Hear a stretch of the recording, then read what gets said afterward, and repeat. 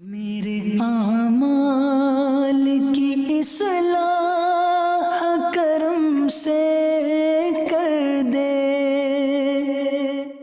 الحمدللہ رب العالمین والصلاة والسلام علی سید الانبیاء والمرسلین اما بعد فاعوذ باللہ من الشیطان الرجیم بسم اللہ الرحمن الرحیم الصلاة والسلام علیکہ یا رسول اللہ وعلی آلکہ واصحابکہ یا حبیب اللہ الصلاة والسلام علیکہ یا نبی اللہ وعلی آلکہ واصحابکہ یا نور اللہ۔ میٹھے میٹھے اسلامی بھائیوں، درود پاک پڑھنے کے بے شمار فضائل و برکات ہیں۔ مصطفیٰ جان رحمت شمع بزم ہدایت صلی اللہ تعالی علیہ وسلم کا فرمان عالی شان ہے کہ جو کوئی شخص مجھ پر ایک بار درود پاک پڑھتا ہے، اللہ تعالیٰ اس پر 10 رحمتیں نازل فرماتا ہے، اس کے 10 گناہوں کو مٹا دیتا ہے اور اس کے 10 درجات کو بلند فرماتا ہے۔ سبحان اللہ، ایک درود پاک پر اتنی برکتیں ہیں، تو جو کثرت سے درود پاک پڑھتے ہیں ان کو کتنی برکتیں نصیب ہوتی ہوں گی۔ تو ہم سب کو مل کر کثرت کے ساتھ درود پاک پڑھنے ہیں۔ آئیے مل کر محبت کے ساتھ بآواز بلند درود پاک پڑھ لیں۔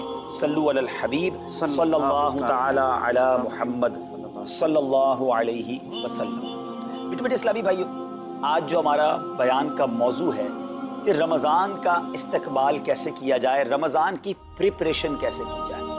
دیکھیں، ہمارے گھر پہ جب کوئی مہمان آتا ہے ہم اس کی تیاری کرتے ہیں، اس کے لیے ہم ایک اچھی یوں سمجھیے کہ پریپریشن کرتے ہیں، اور جیسا مہمان ویسی تیاری۔ جس کے لیے دل میں زیادہ محبت ہوتی ہے اس کے لیے ہم زیادہ تیاری کرتے ہیں۔ تو اب ذرا آپ سوچئے کہ ایسا مہمان جو ہماری مغفرت کروانے آ رہا ہے، ایسا مہمان جو ہمیں بخشوانے آ رہا ہے، تو پھر ہمیں اس کے لیے کتنی کوشش کرنی چاہیے۔ تو آج یہاں پر جو ہم حاضر ہوئے ہیں، اللہ کرے کہ ہم رمضان کا صحیح معنوں میں استقبال کرنے میں کامیاب ہو جائیں۔ رمضان اللہ کا احسان ہے۔ رمضان کی اہمیت کو سمجھنے کے لیے یہی کافی ہے کہ پیارے آقا علیہ الصلوۃ والسلام فرماتے ہیں کہ اگر میری امت کو معلوم ہوتا کہ رمضان کیا ہے تو وہ تمنا کرتے کہ سارا سال ہی رمضان ہو۔ سبحان اللہ۔ مولا علی شیر خدا کرم اللہ تعالی وجہ الکریم کا یہ قول کتنا نرالا ہے۔ آپ فرماتے ہیں اگر اللہ تبارک و تعالیٰ کو اس امت کو عذاب دینا ہوتا تو اس امت کو رمضان اور سورہ اخلاص عطا نہ فرماتا۔ اس کا مطلب کیا ہوا کہ یہ بخشوانے، عذاب سے بچانے کے لیے آ رہا ہے، رحمتیں برسانے کے لیے آ رہا ہے۔ کاروباری لوگ بھی مجھے سن رہے ہوں گے، جس علاقے میں جس اسٹور پر کوئی ڈسکاؤنٹ ہوتا ہے، کوئی اسکیم ہوتی ہے، فائدہ ہوتا ہے، ہم ادھر پہنچ جاتے ہیں۔ رمضان ایک ایسی اسکیم ہے، رمضان ایک ایسا بینیفٹ دیتا ہے کہ احادیث میں یہ مضمون ہے کہ فرض کا ثواب 70 گنا کر دیا جاتا ہے، نفل کا ثواب فرض کے برابر کر دیا جاتا ہے، شیطان کو بند کر دیا جاتا ہے، جہنم کو تالے لگا دی جاتے ہیں، جنت کے در کھول دیے جاتے ہیں۔ روزہ دار کے منہ سے جو اسمیل آتی ہے، جو بو آتی ہے، بعض اوقات ہم کہتے ہیں یار پیسٹ نہیں کر سکے پورا دن، منہ سے اسمیل آ رہی ہے۔ سنیے، یہ اسمیل جو ہے یہ اللہ کے نزدیک مشک کی خوشبو سے بھی زیادہ بہتر ہے۔ اللہ ذرا آپ غور تو کیجئے، ہر سجدے پر 1500 نیکیاں دی جاتی ہیں، ہر سجدے پر سرخ یاقوت کا جنت میں ایک محل بنا دیا جاتا ہے۔ اتنی نیکیاں، پھر وہ کتنا بد نصیب ہے جو رمضان میں بھی عبادت نہ کرے، رمضان میں بھی اللہ کو راضی کرنے میں کامیاب نہ ہو۔ روزانہ افطار کے وقت 10 لاکھ گناہگار بخش دیے جائیں، اور جناب ہر جمعے کو جب رمضان میں جمعہ آئے تو ہر لمحے 10 لاکھ گناہگار بخشے جائیں، تو کروڑوں اربوں لوگوں کی بخشش گویا رمضان میں ہونی ہے۔ تو پھر ہمیں اس کی کیسی تیاری کرنی چاہیے، کتنا ثواب کمانے کے بارے میں سوچنا چاہیے۔ لیکن یہاں ایک اور بڑی امپورٹنٹ بات ہے، ایک تو رمضان میں نیکیاں کرنی ہے، دوسرا بڑا کام یہ کرنا ہے کہ ہمیں رمضان میں گناہوں سے بچنا ہے، کیونکہ عادتیں تو ساتھ ہی لگی ہوئی ہیں نا۔ شیطان بند ہے لیکن ہماری اپنی عادتیں، جس کی روز حرام دیکھنے کی عادت ہے، حرام سننے کی عادت ہے، حرام بولنے کی عادت ہے، ایسا تو نہیں ہوگا نا چاند آتے ہی سارے سوئچ آف ہو جائیں گے، وہ عادتیں ساتھ ہی چل رہی ہوتی ہیں۔ غور کیجئے کہ رمضان میں جو گناہ کرتا ہے نا، اس کا عذاب بھی بڑھ جاتا ہے، اس کی پنشمنٹ بھی بڑھ جاتی ہے۔ یہ ایسے ہی ہے کہ کوئی مسجد کے اندر آ کے گناہ کرے، آپ کہیں گے نا یار خدا کا خوف کرو، مسجد میں ایسا کام کر رہے ہو۔ کوئی مکہ شریف حرم میں اندر جا کر گناہ کرے، کتنا شدید ہو جائے گا وہ۔ تو رمضان جب اتنا مقدس مہینہ ہے، اس میں گناہ کرنا، اس کی پنشمنٹ بھی زیادہ ہے۔ ایک بار مولا علی شیر خدا کرم اللہ تعالی وجہ الکریم نے ایک قبر والے کا حال دیکھا، اور دیکھا اس قبر والے پر عذاب ہو رہا ہے، اور وہ چلانے لگا، عرض کرنے لگا، اے علی میری مدد فرمائیے، اللہ کی بارگاہ میں سفارش کیجئے۔ مولا علی شیر خدا نے ہاتھ اٹھائے کہ اے مولا اسے بخش دے۔ ارشاد ہوا، اے علی اس کی سفارش نہ کریں۔ عرض کی مولا وجہ کیا ہے؟ ارشاد فرمائے رمضان کے روزے تو رکھتا تھا مگر رات گناہوں سے باز نہیں آتا۔ روزے رکھ کر گناہ کرنے والے کو اتنا عذاب، تو جو روزے ہی نہ رکھے، ایسے بھی لوگ ہیں جو رمضان میں روزے نہیں رکھتے. پلیز اس کو ایزی نہ لیں. ہمیں نہیں معلوم، پتہ نہیں اگلا رمضان پھر نصیب ہوگا کہ نہیں. پچھلے رمضان میں کتنے لوگ تھے جو ہمارے ساتھ تھے، اس رمضان میں نہیں ہے. اور اللہ پہلے تو ہم یہ دعا کرتے ہیں اللہ ہمیں یہ رمضان بھی عطا کر دے. زندگی کا کیا بھروسہ، دنیا کی جو کیفیت آپ کے سامنے ہے کبھی بھی جا سکتے ہیں. تو پھر اس رمضان کو تو سمجھ لیں بس ایک موقع بنا دیں، لائف چینجنگ ایکسپیرینس بنا دیں. بس اس میں عبادت کریں، اس میں خوب سجدے کرنے، اس میں روزے رکھنے، اس میں تراویح پڑھنی ہے، اس میں گناہ نہیں کرنے. اور آئیے میں آپ کو بتاتا ہوں کہ نبی پاک صلی اللہ تعالیٰ علیہ وسلم رمضان کیسے گزارتے تھے. ایک مسلمان کے لیے اس سے بہترین رول ماڈل کیا ہوگا کہ رمضان میرے آقا کیسے گزارتے. تو مختلف احادیث کا جو سمری ہے وہ یہ ہے کہ نبی پاک علیہ السلام عبادت میں کمر بستہ ہو جاتے، بستر پر کم تشریف لاتے. بی عائشہ فرماتی ہیں کہ نبی پاک کے چہرے کا رنگ بدل جاتا تھا، متغیر ہو جاتا. کیوں؟ نبی پاک پر خوف خدا طاری ہوتا. آپ گر گڑاتے، آپ رات بھر التجائیں کرتے. میرے آقا رو رو کر دعاؤں میں رمضان گزارے، چہرے کا رنگ بدل جائے. اور یہاں کچھ لوگ تو وہ ہیں کہ جن کا وزن ہی بڑھ جاتا ہے رمضان میں. اتنا کھانا کھانا ہے، سحری میں زیادہ کھانا ہے کہ سارا دن بھوکا رہنا ہے، افطار میں اس لیے زیادہ کھانا ہے کہ پورا دن بھوکا رہتے ہیں، پھر رات کو 2-3 بار مزید کھانا ہے کیونکہ کل روزہ رکھنا ہے. رمضان فوڈ فیسٹیول نہیں ہے، رمضان عبادت کے لیے آیا ہے. لوگ تیاری کر رہے ہوں گے بھی رمضان کی. وہ کیا کر رہے ہوں گے کہ افطار میں کیا پکانا ہے، سحری میں کیا پکانا ہے، کون سا آئٹم شارٹ ہے. نہیں میرے پیچھے سے یہ جو بھوک کا احساس ہے نا روزے میں، اس کی حکمت علماء نے بیان کی ہے کہ بھوک غربت کا احساس دلاتی ہے، فقیری کا احساس دلاتی ہے، بندے کا غرور تکبر بیٹھ جاتا ہے. کتنے نقاہت میں آ جاتے ہیں ہم، ہمت ہی نہیں ہوتی کوئی کام کرنے کی. تو یہ احساس دلاتی ہے کہ تیری اوقات کیا ہے، غریب کیسے زندگی گزارتا ہے، فقیر کیسے زندگی گزارتا ہے. لیکن کچھ لوگ وہ ہیں جن کو بھوک ہی نہیں لگتی کیونکہ وہ اتنا کھا لیتے ہیں یا پھر سوتے ہی رہتے ہیں. روزے کی حکمت یہ نہیں ہے. نبی پاک آنسو بہاتے تھے، آقا کا چہرے کا رنگ بدل جاتا. اور پھر بتایا کہ رمضان میں جب جبریل امین نبی پاک علیہ السلام کے پاس آتے تو آقا علیہ السلام ان کے ساتھ قرآن پاک کا دور فرماتے. اور پھر ایک اور نبی پاک کا خوبصورت انداز کہ پیارے آقا ویسے تو سب سے بڑھ کر سخی ہیں، مگر جب رمضان آتا تو نبی پاک کا دریائے سخاوت ایسے بہتا تھا جیسے تیز آندھی، بلکہ اس سے بھی زیادہ. یہ 3-4 چیزیں آپ نے اور میں نے پکڑ لینی ہے. آقا علیہ السلام کے پیچھے پیچھے جانا ہے نا جنت میں. ہم نے بھی یہ کام کرنا. یہ راتیں مانگنے کی راتیں، التجا کرنے کی راتیں، سجدے کرنے کی راتیں. ہمیں تہجد بھی پڑھنی ہے، ہمیں انشاءاللہ نوافل بھی پڑھنے ہیں.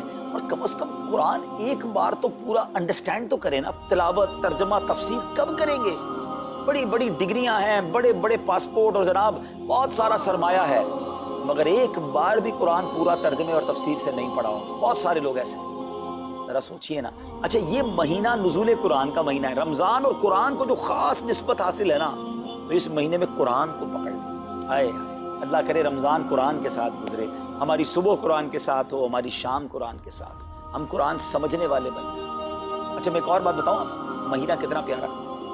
صرف اس مہینے میں قرآن نازل نہیں ہوا، باقی بھی جو 3 آسمانی کتابیں ہیں نا، زبور، انجیل، توریت، یہ بھی رمضان میں ہی نازل ہوئی ہیں. اللہ کریم نے ان تمام مبارک کتابوں کو نازل کرنے کے لیے رمضان کا مہینہ منتخب فرمایا. اتنا مبارک مہینہ ہے تو ہمیں خوب اس میں تلاوت قرآن کرنی. اور اب دعوت اسلامی نے کتنا آسان کر دیا، تفسیر قرآن عطا فرما دی صراط الجنان آسان اردو میں، اور پھر جناب اس کو اپلیکیشن پر بھی دے دیا، اس کے PDF بھی جاری کر دیے، ڈاؤن لوڈ کر لیں موبائل میں. اب تو آڈیو تفسیر قرآن بھی آپ کو دے دی. اگر پھر بھی سنیں نہ، پڑھیں نہ، قرآن سے دور رہیں تو یہ ٹھیک نہیں. پلیز اس رمضان کو قرآن کے ساتھ گزاریں. اور پھر جو نبی پاک کا جو سخاوت والا انداز ہے نا، صدقہ و خیرات کرنا، ہر سائل کو عطا فرماتے، تو یہ بھی ہمارا ایٹیٹیوڈ ہونا چاہیے کہ خوب دل کھول کر خرچ کریں. سب سے پہلے اپنی پوری زکوٰۃ ادا کریں. یہ اتنی بڑی اب بدقسمتی ہوتی جا رہی ہے. ایسا فیل ہوتا ہے دنیا بھر کے تاجران اور لوگوں سے جب ہم ملتے ہیں کہ جس طرح رمضان کے علاوہ بہت تھوڑی تعداد میں مسلمان نماز پڑھتے ہیں نا 5 ٹائم، ایسا لگتا ہے اب زکوٰۃ بھی بہت کم لوگ ہی دیتے ہیں، پوری زکوٰۃ نہیں دیتے، اندازے سے نکال دی، کیلکولیشن کرتے نہیں ہیں. اور یہ بھی فیلنگز آتی ہیں کہ زکوٰۃ جتنی بڑھتی جاتی ہے نا، ہزاروں میں جس کی زکوٰۃ ہے وہ دے دیتا ہے، لاکھوں والا بھی شاید دے دیتا ہے، لیکن جب زکوٰۃ ہی کروڑوں میں پہنچ جاتی ہے نا، پھر یہ دل پر بھار پڑنا لگ جاتا ہے، ڈیفیکلٹ لگنا شروع ہو جاتی ہے.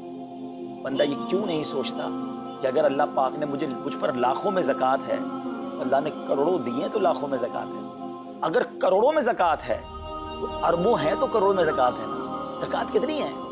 ضروریات زندگی کی تمام چیزوں سے فارغ ہونے کے بعد جو مال تجارت، سونا چاندی، کیش یا پرائز بانڈ، یہ جو اس کی تفصیلات ہیں، اس پر 2.5% ہے۔ میں ایک اور لاجک سے آپ کو بات سمجھاؤں، اگر اس لاجک سے سمجھیں تو زکوٰۃ تو 1-1.5% بنتی ہے۔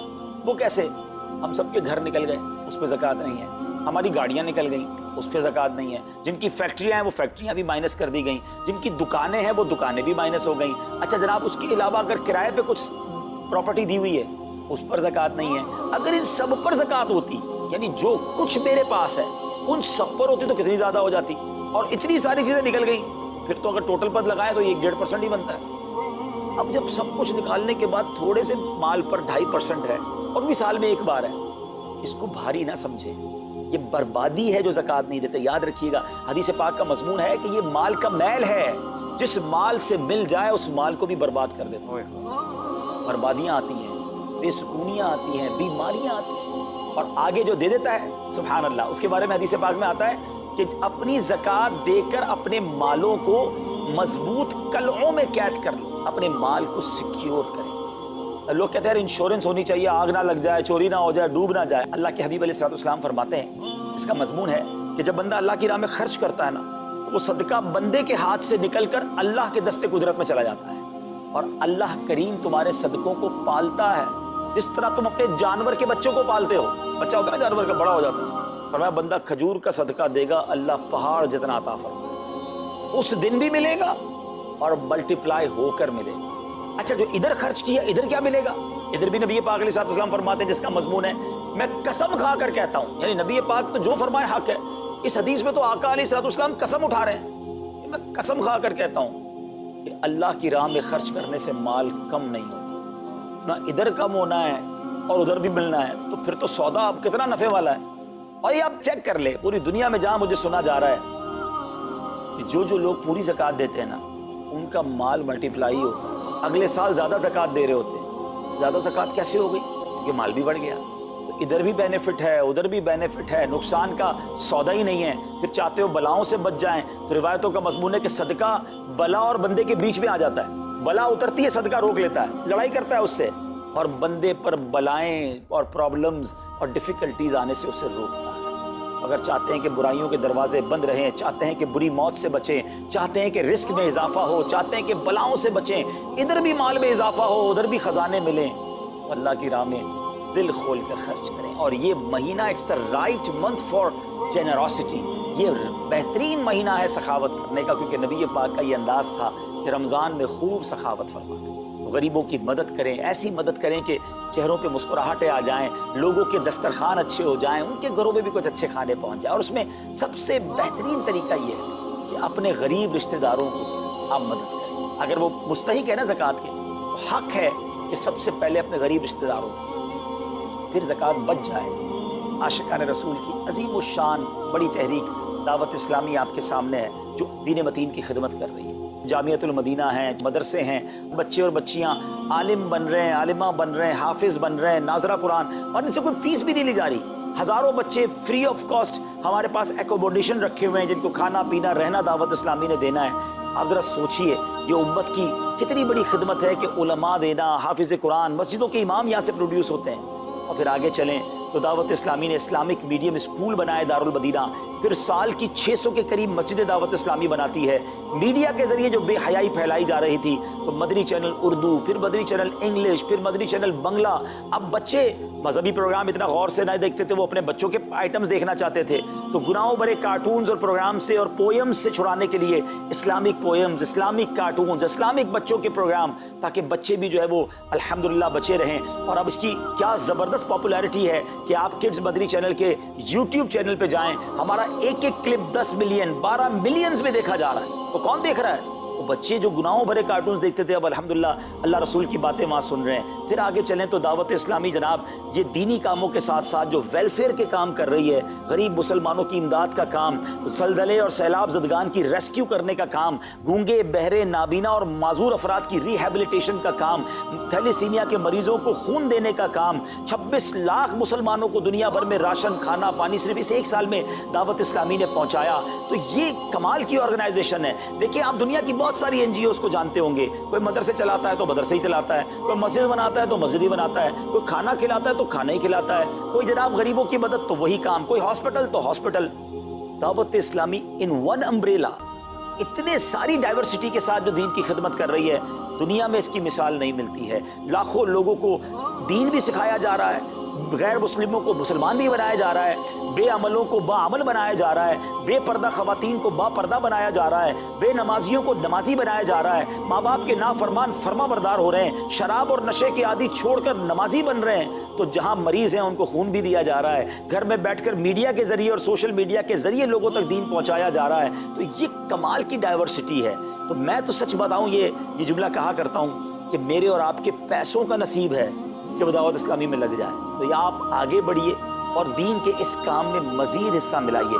خاص طور پہ فار ایسٹ میں آپ دیکھ لیں، کوریا میں، ہانگ کانگ میں، اور جناب یہ سری لنکا میں، تھائی لینڈ میں، ملیشیا میں، کتنے جاپان میں، کتنے ملکوں میں دعوت اسلامی کام کر رہی ہے اپنی اپنی بساط کے مطابق۔ اور لیکن ابھی مزید ادارے بنانے، ہمیں ان ملکوں میں بھی بنانے، ان ملکوں میں بھی آگے بڑھنا ہے۔ تو اگر آپ بھی چاہتے ہیں کہ میرے آقا کے عشق کا پیغام، سنت رسول کا پیغام، مسلک اعلیٰ حضرت کا پیغام، نبی پاک کے دین کا پیغام پوری دنیا میں پھیلے، تو وی ہیو ٹو سپورٹ دعوت اسلام، نہ صرف فائنینشلی، پریکٹیکلی بھی۔ ہمیں آپ بھی چاہیے، خود حصہ ملائیں نا۔ سیدنا عثمان غنی رضی اللہ تعالیٰ عنہ نے صرف مال نہیں دیا تھا، آپ پریکٹیکلی بھی نبی پاک کے ساتھ شریک ہوتے تھے نا۔ آپ اپنے عطیات بھی دیں، اور دنیا کے جن ملکوں میں آپ مجھے سن رہے ہیں، وہ دعوت اسلامی والوں کے دستوں بازو بنے۔ کمزوری کہاں نہیں ہوتی، ہاں ہمارے گھر میں کمزوری ہوتی ہے، ہم سب مل کر کام کریں گے تو کمزوریاں بھی دور ہوں گی اور ترقی آ جائے گی اور ہمیں اس کا ثواب بھی ملے گا۔ تو آج میں دنیا بھر میں جہاں مجھے دیکھ رہے ہیں، پلیز اچھی نیتیں کریں۔ اچھا ایک بات اور سن لیں، ہم بعض اوقات کیا سوچتے ہیں کہ ہمارے ملک کا خرچہ مثال کے طور پہ $20,000 ہے، وہ ہم لوگوں نے کر لیا، اب اور چندے کی کیا ضرورت ہے؟ دعوت اسلامی کسی ایک ملک کی نہیں ہے، انٹرنیشنل دعوت اسلامی کے لیے سوچیں۔ دنیا میں جہاں بھی دین کا کام ہو رہا ہے وہ میرا ہے، یہ میں اپنے ملک اور اپنی سٹی کے بارے میں سوچوں گا تو شاید میں بڑا کام نہ کر سکوں۔ آپ کو تو موقع مل رہا ہے انٹرنیشنلی مدنی کاموں میں اپنا حصہ ملائیں، دعوت اسلامی کو دل کھول کر سپورٹ کریں۔ ہم انشاءاللہ جتنے عطیات بڑھیں گے، انشاءاللہ مزید مدنی کام بڑھانے کا ارادہ رکھتے ہیں۔ اللہ کریم اپنی بارگاہ میں ہم سب کا جمع ہونا قبول فرمائے اور دل کھول کر خرچ کرنا نصیب فرمائے، اور اس رمضان کو ہماری مغفرت کا ذریعہ بنا دے۔ اس رمضان کو نبی پاک علیہ الصلوۃ والسلام کے نقش قدم کے مطابق چل کر گزارنے کی توفیق عطا فرمائے۔